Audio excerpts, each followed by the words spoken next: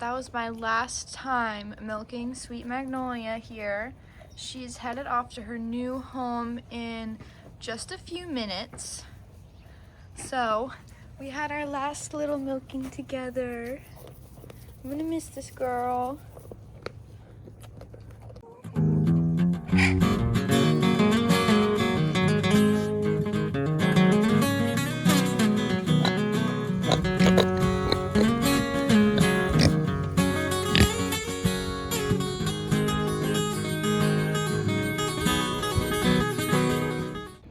So Maggie is leaving to a new home, and as sad as it is, I'm super excited for the possibilities of what she can do in her new herd.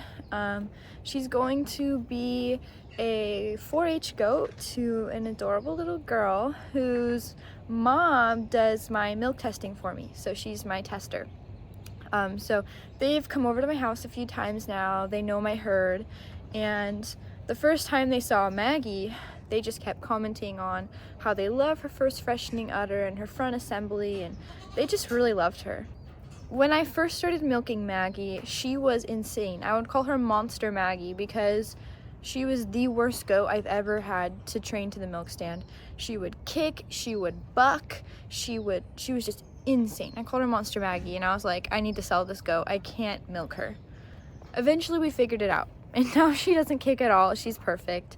But the first time that they met Maggie, she was doing this, and they actually had to hold her back feet up in the air for me so I could milk her for the milk test. And they still wanted her. They still liked her. So that says a lot about Maggie. So while I love Magnolia AKA Maggie, and she's been such a joy to have in my herd so far, there are a few reasons why I have decided to let go of her. One being because she's going to a really amazing home who's really going to take care of her and make sure she shines. The second being I have 2 veil daughters. So Nell is Maggie's half-sister. And when I compare the two, there's just a lot more I like about Nell. And so ultimately I've decided I kind of want space in my herd to maybe retain a different veil daughter this year. Which means one of them had to go. And so the easy choice for me was to keep Nell because she has performed better as a first freshener on her milk test. She did score higher at linear appraisal this year, and overall I just like her conformation a little bit better than Maggie. Not to say that I don't love Maggie, because there are a lot of things I love about Maggie. She does have a very capacious first freshening udder. She has a really strong front end assembly. She has really nice angulation in her rear legs, but there are definitely things that I just value more in Nell that I don't really see in Maggie.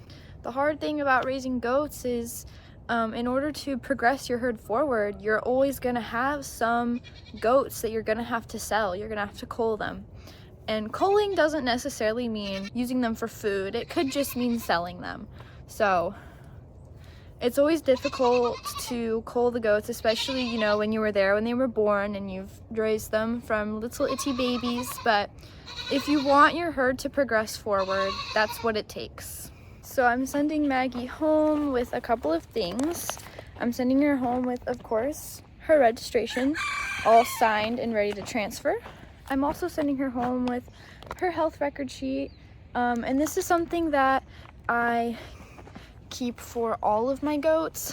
I keep a health record of things like when they got their CDT shots, when they got dewormed, if anything else happens to them, like they needed something at the vet. Always write it down just so that I have that record there. And it's also really nice for someone when you buy a goat, so you know everything that's happened to them in their life.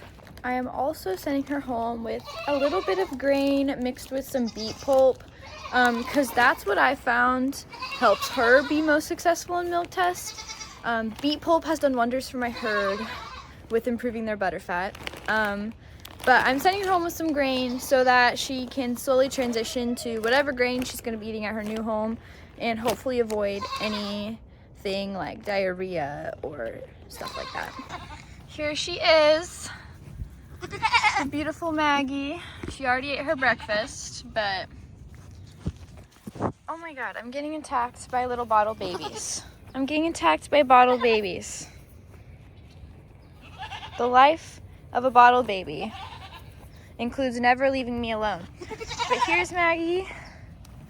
Say your goodbyes. It's gonna be so sad. Oh, feisty as usual. So Maggie just left. Her new family was so excited to grab her. They already had a buck picked out to use for her this year. So I'm confident she was going to a good home. Hanging out with the ladies right now. This is Maggie's half-sister, Nell. They have the same mom, different dad. And then this is Nell's daughter from this year that I'm tentatively retaining. We'll see. Her name is Mabel. Say hi, Mabel. She's not the friendliest little goat. She's pretty friendly, but like as you can see, she's a bit skittish. So we're working on that. And this is Maggie's mom. So Vale is Maggie's mom, and Nell is her half-sister. So, and as you can see, Vale is a bit of an attention seeker. Yep, there we go. Just a bit of an attention seeker. But yeah, Maggie is gone. It's a good feeling, but also a sad feeling. A good feeling because I know she's going to a great home, and also I have space in my herd for maybe retaining another doeling this year. And sad, obviously, because I'm gonna miss her a lot. But yeah, bittersweet. Vale is being a menace, per usual.